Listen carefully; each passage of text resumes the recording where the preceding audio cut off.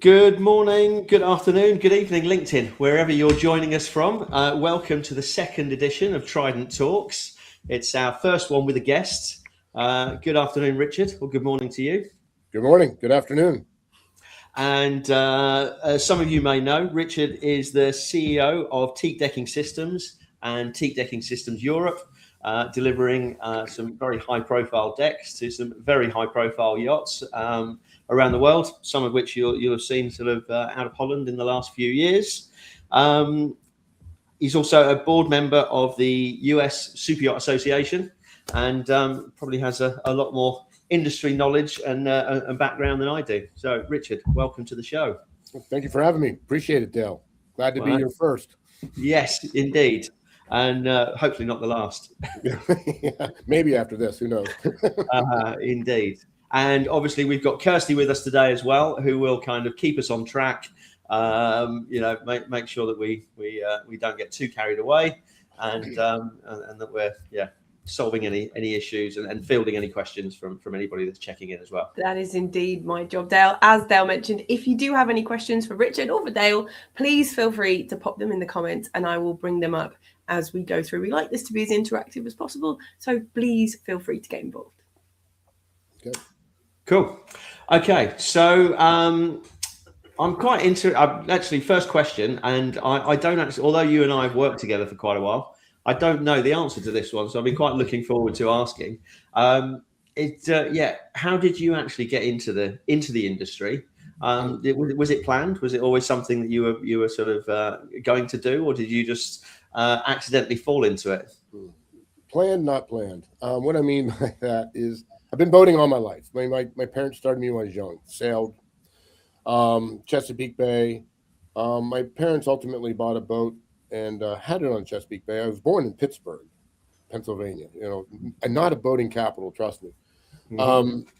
At the age of 8, my parents came to Florida, and at the age of 8, I knew I wanted to be in Florida. I remember getting out of the Vista Cruiser and in the evening and that warm breeze at night, palm trees. I'm like, this is where I need to be. So I started looking for colleges in Florida around 10th grade, and was accepted at Jacksonville University my senior year of high school, and so I knew I was going to do that. But before that, in growing up, my parents with their boat in Maryland on the Chesapeake Bay. I spent my summers from when I was 16 years old all the way through college living on my dad's boat in the summer and then working in boat yards. So I did that all through high school. So I worked in boat yards, during the day, and I would clean fish or work at a restaurant at night, in the kitchen until I turned 18, and I would bartend. So I worked in boat yards all the way through high school, college. And then in college, I went to Jacksonville University in mechanical engineering. And after 2 years of that, I absolutely hated it. Designing, bridge embankments and signposts and things like that was just boring to me. And I really needed a change. So I really did a lot of research between my sophomore and junior year, and found Florida Institute of Technology, which had, a marine engineering program, marine technology. And the goal there was a lifelong aspiration of going through that program. What it would do is set me up from a commercial perspective in the maritime industry. I wanted to run offshore tugs on the eastern seaboard. I'd run from, Port Everglades up to New York or up the whole eastern seaboard. And that was something I really wanted to do. And so this whole program was marine engineering. It had propulsion and hydrodynamics and what makes boats work and all that stuff. And so I went to that school. And it was great. And one of the classes they had was an elective was marine propulsion. It was a diesel lab. And so they had the dyno room and all that. And they had an instructor there who was like one of 10 master diesel mechanics in the U.S. So I took it as an elective my junior year. And then my senior year, the instructor asked me if I'd be an ad hoc professor in the lab, which I took that on. So I would get some extra credit, get some little extra money. And it was something I was interested in. I would learn more on marine propulsion. And in that, I had a student who was getting just a base understanding of diesel engine mechanics, as he wanted to become a captain on a sport fish. Well, his dad had a sport fish, and so this student was living on his dad's sport fish in Stewart in Manatee Pocket. And his dad was the senior executive vice president of Sea Ray Boats and product development and engineering.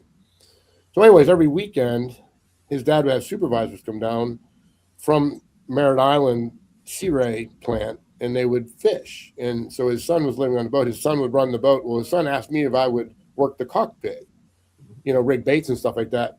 So I got to know his dad. Upon graduation, 1983, the Gulf, we had an oil embargo. And so the Gulf of Mexico was shut down. The Gulf of America now was shut down. So all the oil rigs and things like that were shut down. So all those people that were in that business ended up flooding the eastern seaboard. So there really weren't any jobs to be had. So his father, who was now the senior VP of engineering at Sea Ray, he asked me, what I was going to do. And I told him my plight. I said, well, this is what I want to do, but there's just no jobs to be had.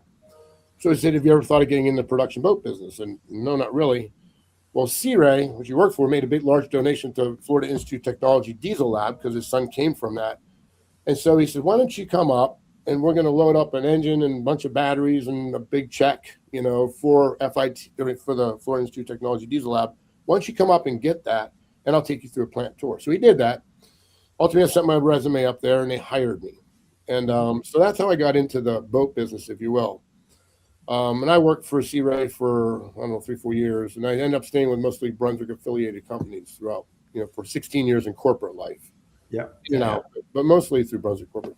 So that got me into that. Then I left corporate life and I started my own business. My own business supported production boat builders. I was doing large scale repairs. They had like warranty recall work, hull failures, epic failures, transom failures, because that was the time also when they're going from twin outboards to triple outboards.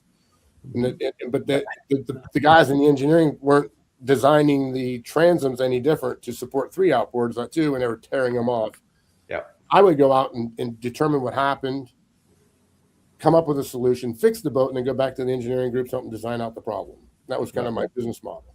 In that, insurance companies found us, and so we started doing a lot of work for insurance companies as well, like major collision damage, fire damage, sinking damage.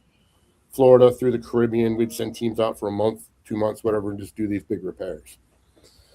Cool. So that business went into yacht. You were pretty clear early on that you actually wanted to sort of focus, be shore side on the shore. Marine industry was kind of your calling. Yeah, I mean, it just struck a note with me. It just felt natural to me. I really enjoyed it. It was like so challenging. And my 16 years in the corporate world was mostly product development engineering. Either starting up groups or fixing, kind of broken engineering groups. Brunswick would start new divisions and have to have an R&D facility created to support 8 different companies, and I'd be part of that. I ran a few boat plants for them over the years, but I just got tired of corporate life. I wanted to do my own thing. I have a little bit of an entrepreneurial spirit, so that's when I exited and started my own business. Yeah. So you had 16 years corporate. You then went into your own business. So I mean, that's starting in '83. So plenty of experience, and in sort of leadership positions. So looking back on your sort of leadership journey, what would you say is sort of one lesson that you've learned, or one lesson that you learned the hard way that's kind of really stuck with you over the years? That's an easy one, actually. There's a good one. So Sea Ray at the time, in 1983, in the 80s, I mean, they were top dog in the production boat world. I mean, they were just massive and they were good. And, they were so progressive. They had the first really product development engineering group, had the first 3D, CAD. They went after like the one that GM had. We had the first 3D or 5-axis router. Very progressive, but they were also very hard driven and cocky. Let's just put it that way. And so me coming into I was like one of their first employees at their product development engineering facility, their PD&E was what they called it. It was like the most advanced in the globe. High expectations, hard work, but it was just drive. Coming out of there, I was taught on how to get projects done, but I wasn't really taught on how to manage people. So I ended up working for I left Sea Ray and I went to work for this other company, and they were really kind of developing an engineering group. And they had this guy they hired as head of engineering and I'm going to name his name because I hope he sees this. His name was Ken Racinic, and he was a graduate of Webb, really good. And he hired me, as as an engineering manager to develop new product. Mm-hmm. And after working for him a year, I would develop new products and get stuff done. But he'd pull me aside. He just had this great management style. Like when something really failed, he wouldn't come down and yell at you or anything. He would just actually look at it, kind of pause for a moment, and he would tell a joke. Just out of the blue, just tell a joke. And it just kind of detuned everybody, and then we would talk about the problem and solve it. But one of the things he recognized me, after I developed, I got a new product and developed it, launched it, and it came out great. He said, Richard, if I give you a project, I know it's going to get done, it's going to get done right. But the carnage is horrific. I was just chewing through people because I was just breaking their balls, pushing them hard, running them into the ground. He says, look, you can be the best project manager in the world or the best engineering manager in the world, but you need people to be successful. And so he says, I'm going to take you and run you through the Ken Racinic School of Tact for the next 3 years. And so he just hounded me and busted my butt for 3 years on how to properly manage people. Because he said, you need the people to be successful because there's not enough people on the planet to support what you're doing right now. You're going to go through them all. And so just learning how to settle back and understand that people were the key to your success was just a huge management change for me early on in my career. I'd only been in the business now 4 or 5 years. So I was lucky to run into him early. Yeah. Without running into Ken Racinic, I would have gotten stuff done, but it just wouldn't have been good. Still breaking people. It's funny you mentioned that, Lester, because you and I work together. We've worked with Teak Decking Systems. We've sent quite a few people and brought quite a few people to work with you.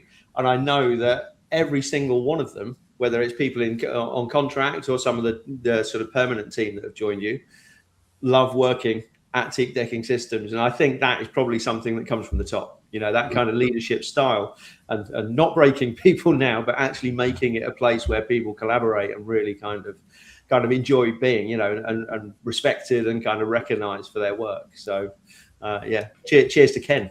Good work. Cheers to Ken. He was that guy. I mean, he was a top dog, but, he just kind of he was clearly just one of the team. I really learned so much from him. He was just a humble, great guy, and he approached bad situations with a sense of humor. Who does that? Yes. The guy that brought me into the industry, he approached bad situations with a finger in your chest. Yes. And that's how I was trained, and so Ken really flipped that around, and it was just a huge moment. I think it's, I'm sorry, so I really enjoy it. I think it's fascinating how the leader that you had when you first get in can really affect what kind of leadership style you have. Like that first one was a bit more aggressive, and then you saw a way that worked better on you, that gave you a better response and gave you a better, and then that's how you guided yours. It's fascinating to me. Do you feel like sometimes being a leader, you have that responsibility to teach new people that leadership skill as well? Oh, 100%. I think that's my job. I think that's my whole job now is, developing the people that are around you. There's not people beneath you. There's people around you. I think that's the difference in perspective. I look back, I'm so fortunate. I would not trade any of it for the world because the guy that hired me into the industry, working for him was like working for someone else for 5 years. I mean, you were infused and expected to know everything now. And so every free moment that we had, we were working 80, 90 hours a week, but we had our nose into all the standards, and we had to know everything. I mean, he'd walk up to you and say, this section out of the ABYC standards, what does it mean? And you had to know it. That was just the expectation. And it's like, if he's at work, you better be at work. I mean, there was just no option. So, I mean, that was instilled in me, but yet then I was so fortunate to have kind of the, not polar opposite, but then take the people element and have that driven into me. So, I mean, gosh dang, I was so fortunate to have those two experiences mashed into a 9-year span at the front end of my career. Yeah. Fantastic. Yeah. Cool. Okay. And so bringing us to the sort of current day now, and sort of the industry, where do you think, what's the biggest challenge the industry is facing and dealing with at the moment? couple of them. People is number one. People really, it's, they say management would be easy if it weren't for people. And so, finding the right people that have that. We've gone through this whole thing, especially here in the States, we would look for experience. With experience, you get attitude, or you get like I know it all attitude, whatever. And it's really hard to bring that into, especially our culture and what we do. You don't go out and find a teak deck builder and hire him because they don't exist. We have to turn them into teak deck builders, but we find carpenters, and they say, well, I'm 30 years in the carpentry business. I know everything. Well, there's just a lot to a teak deck. I mean, it sounds simple. It looks like a bunch of brown boards with black stripes, but there's a lot more to it than that. That's one thing that I learned coming here. Yeah. I think, how hard can it be? Well, there's a lot to it. So finding people. So we had to flip our criteria around, especially since COVID. We had to flip our criteria around. We had to find people that were genuinely interested and had a passion to learn. Mm-hmm. So had a desire to learn and an open mind, and inquisitive, and hire those people and train them, not people that came in with a load of experience, because they would get frustrated and leave, or they knew it all and they wouldn't listen or whatever. So we found, we kind of had to flip that around a little bit. And I don't envy what Dale does. I mean, I think about it. It's interesting that you say that, because it's a conversation that I have a lot. And some people we work with, they really want to. It's skills. It's all about the skills, and we have to have the right skills to come in. Whereas you've kind of flipped it. Where you're telling me you'd much rather hire on culture and somebody's attitude 100%. Rather than skills, because you can't train culture. You can't train somebody's attitude. You can train somebody's skill set. If someone's got it in their heart and they want to do it, they're going to learn. And we can train them anything, but teaching them culture, passion, that stuff, that's a harder one. I'd rather teach them how to, trim a deck or do whatever. Yeah. I was thinking about you, Dale. Probably a week ago. I think after you called me a week ago, I was thinking, your job's not easy. You got to find people. So you got to think about it on two sides. You got to match people to a company, but you got to match company to the people, because you don't want to be sending people into the mouth of the lion. So you know what I'm saying? Like if you hired people and sent them to the guy that brought me into this industry, they would hate you. Yeah. Yes. So you got kind of a dual role to really think about it. You have to make sure there's a match there. Yeah. Where me as an employer, I just have to find the right person to bring in. Yes. You as matching the two together. I mean, 5.5 years in now, we try to also make sure that we're working with, those companies that embrace the culture and and whatever. Early days, you kind of take any business that you can and any work that comes your way. But over time, you sort of select, hopefully clients like yourself who, embrace that kind of leadership. So, we got to find people, and then you got to retain them. And, again, I go back to instant gratification. People want instant gratification. You have to find people that are willing to kind of just. That's one of the things that we're really good about here is, like, when we bring people in, it's like we don't expect a lot out of them the first month or two. We just want them to learn. We want them to ask a lot of questions, and we actually run them through different departments, kind of like a fast track training, so they get to understand the process.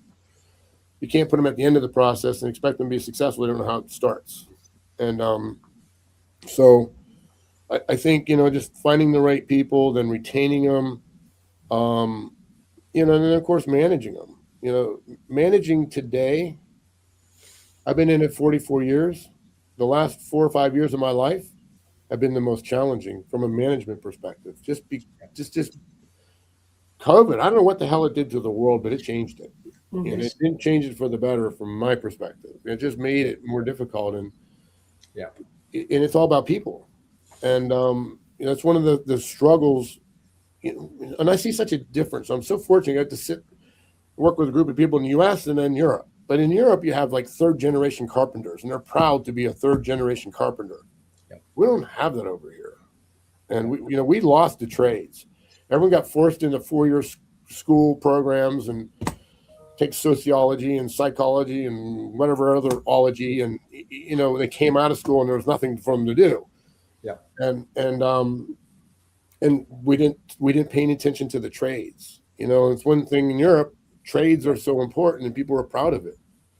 Yes. And I see such a vast difference in our team in Spain versus what goes on here, and then bringing people in.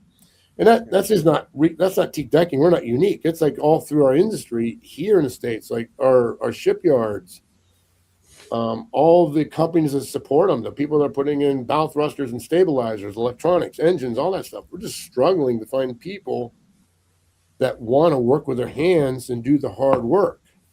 Yeah. And support it.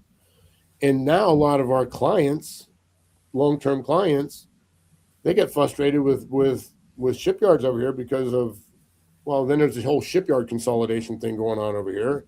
That's taken that level of passion away from the mom and pop that owned it, that had a relationship with a client. Now it's run by a venture capitalist group that's worried about the bottom line, and they don't necessarily care about the client so much. They just want to make the dollar. Yeah. So then you have that whole issue. Then you have poor labor choices, and boats just get tired of it, and they go over to Europe and get their work done. Yeah, and cost of labor and all the other challenges that we face as well. Yes. Yeah. So I think Europe is better than the US, but we've also taken our eye off the ball for a while. I think it's coming around now. There is a refocus, but yes. Yeah, but it's like I said, there's still I still think you still have generations of tradesmen over there. Yes. And maybe that's getting smaller, but you still have that pool of generational resource in the trades, and we don't have it. And it's going to take us 2 generations to build that back. Trade schools are now becoming a thing again. Yes. And hopefully younger people put their damn phones down and get rid of social media and start focusing on that, because that's what's going to reward them. That's where they're rewarded. People are starting to realize as well that you can kind of leave school, go into a trade, and you can actually be earning a living pretty quick, or you can go to university and spend 3-4 years studying, come away with a huge amount of debt, and then still go work in a bar for a living or whatever else. So someone gets into welding over here, or HVAC or electronics, they're going to do really well. They're going to have a really nice income. Yeah. And so it's just, So fast forward, that's kind of where we are and the challenges we've got now. Take the industry 5 years down the road. What do you think is going to change? What differences do you think we're going to see, or what's going to be going on?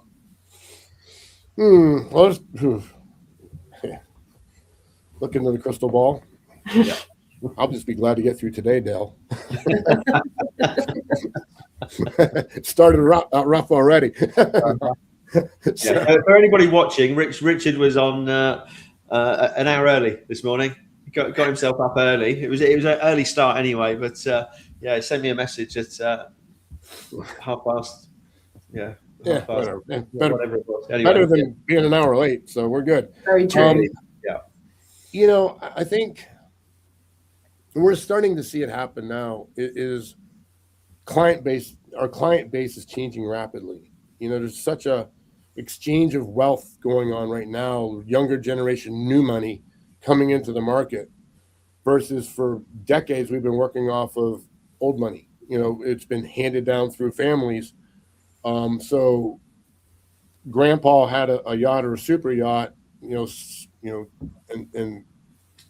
their son bought one and their grandson bought one, just because they grew up through that cycle. And they, a lot of our customers now, their fathers had super yachts, and their fathers had, not one super yacht, but they probably had 3 or 4, different times. They were habitual super yacht owners. They would have one, and you know how it works. They build another one while they have this one, and they sell that, and this one comes in, and it just repeats. There's people that are just passionate about that. They like the process. But now you get these, younger people that are making money, through AI, social media, influence, or whatever they're doing. But they're able to make a lot of money, and they want to do something with it, and they want to get into yachting, but they've never been in it before. They have no clue, So we have that exchange of wealth, and it's new money, but they think differently and they do business differently. And so we've been around for, 43 years, this company. We never had to advertise before. It was all word of mouth. Yeah. Well, word of mouth doesn't, dock talk. You know what about dock talk? Yeah. Dock talk doesn't get to that new guy that has never been on a dock. So we got to figure out how to reach that person.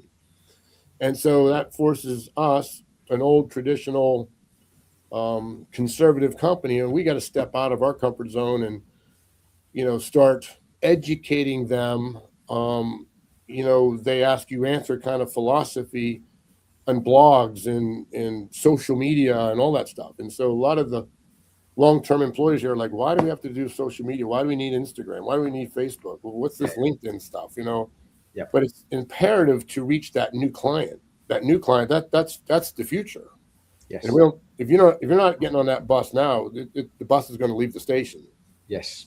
Absolutely. And so, we're going through that whole thing, and it's interesting looking at our website, which we redid a couple years ago now.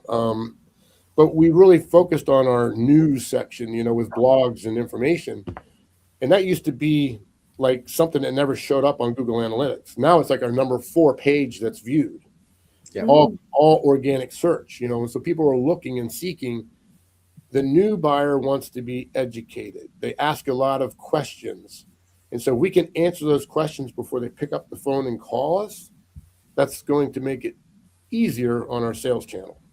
Doesn't make it easy. It just makes it a little bit easier because a lot of their questions will already be answered. Yes.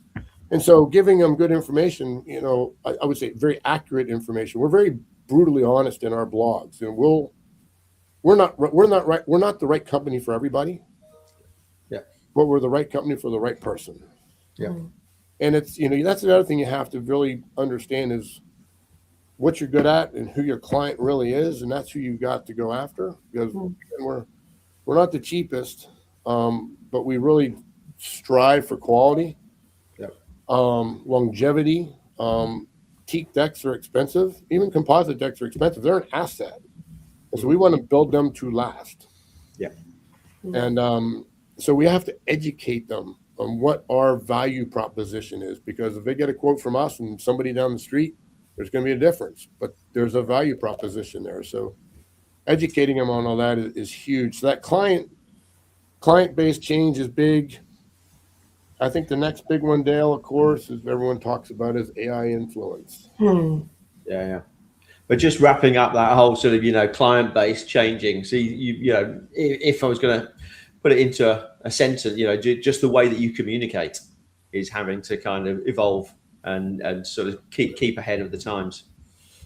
Well, you see us at the Mets trade show. In the last 3-4 years, it's the whole dynamic there has changed because of the viable legal sources of teak has changed.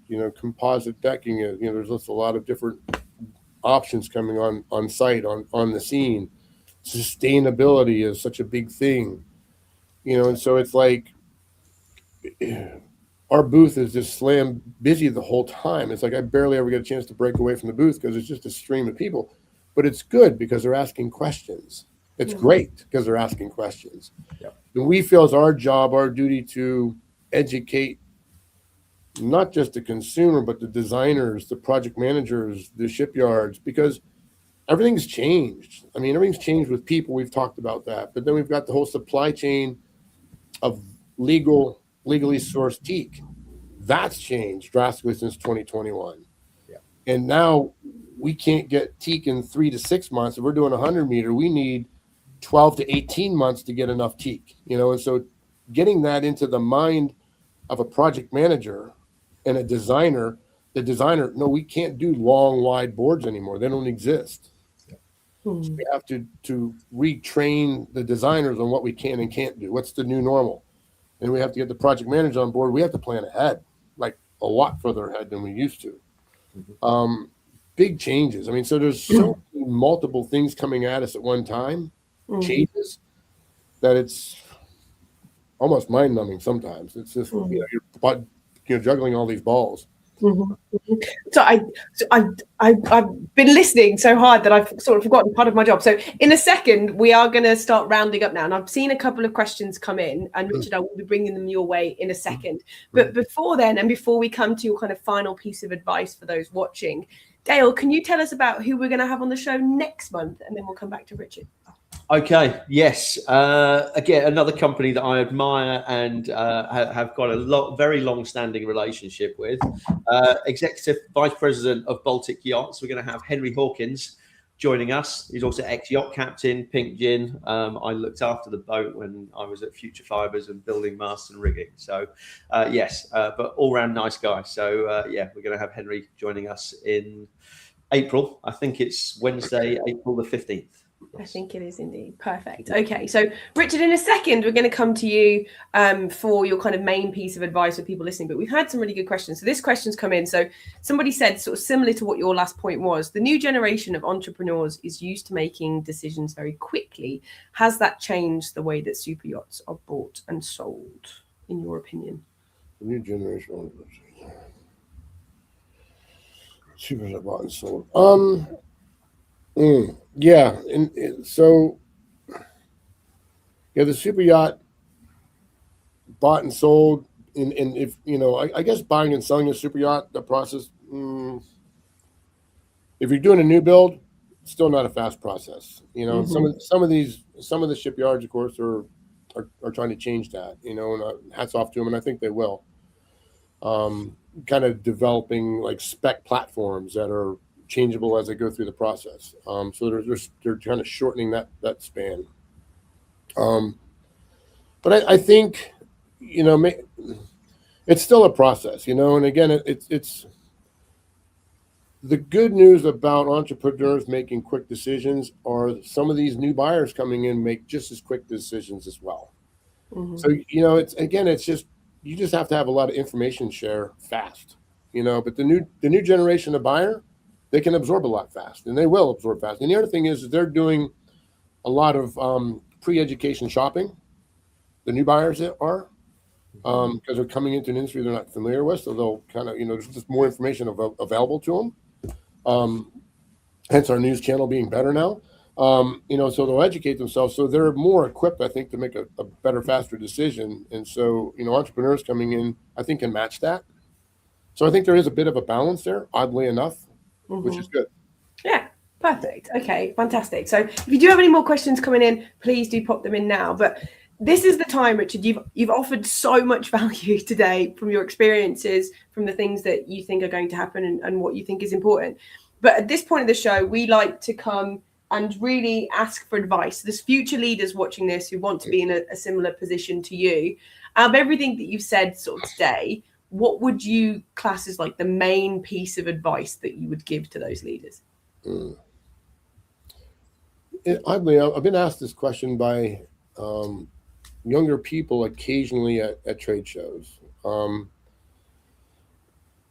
I go back, and I said it earlier, younger people want instant gratification. I say slow work takes time. We work in a fast-paced world, but slow work takes time. And I think becoming an effective leader is slow work.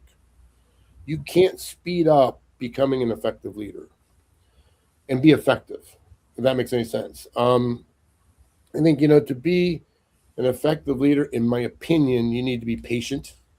You need to be humble. You need to listen to hear. And that's really hard for people, to listen to hear and not to reply.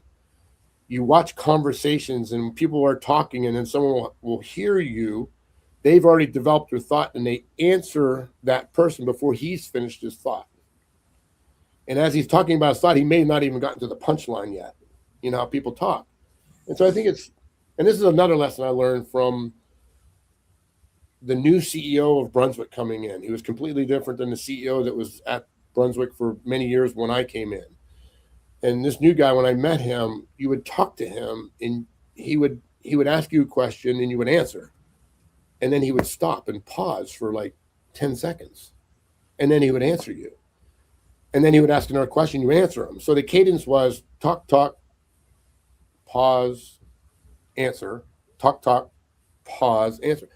And it took me a while. It was like very awkward at first, but I realized he was really here's this guy, wickedly smart, brainiac, and took over, Brunswick was huge at the time, multi-billion-dollar corporation around the world.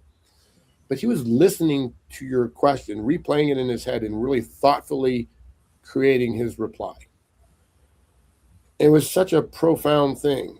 And so it's one of our rules of engagement in a meeting here is listen to hear, not to reply. Let people talk, don't interrupt. And I think, I think another thing is like when I came to Teak Decking, I've been in the industry for 32 years, and you think, okay, he knows it all. He's been in the corporate side. He's had his own business. He's worked in shipyards. He's dealt with project managers, engineers, captains, yard project managers, owners hired project managers. You know that dynamic. But when I came here, I knew all about composites. I knew about propulsion systems, mechanic systems, hydrodynamics, hydrostatics, what makes boats run, and all that stuff. I didn't know crap about teak decks. I didn't know crap about carpentry work. And so they originally hired me to come in and mentor from their VP of sales and take over his job and sell teak decks. And I told him, I said, look, this is cool. I love the company, but I don't know anything about building teak decks. And if I'm going to sell them, I need to know how they're built. I need to know all about them, not a little bit about them. I know they're brown boards with black stripes, but I need to know how they're built. And so here I've been in the industry for 32 years, and they're like, we'll put you through a training program. So I worked for 3 months. I worked in every single department in this factory for 3 months. Now, of course, I'm not very smart because I started in July. It was July, August, and September, which are the 3 hottest months in Florida. I mean, the factory is like 104 degrees, and I'm out there, sweating like a mule and all this other stuff. But I got to work with the people. I got to know the company. I got to know the culture. I got to know the process. And I got to know the system. I got to know how to build a teak deck. So then I was armed to go sell them. Mm-hmm. Yeah. But I think so. People want that instant gratification. I think to be an effective leader, the lower on the totem pole that you start and work up, the more effective you'll be, because you'll understand the whole process, and you'll be better equipped to answer questions and solve problems as they come to you as a leader. Mm-hmm. I think, and again, it's just that slow work takes time. People just have to pause. Everyone wants to come in and go to the top, but you're not going to be effective.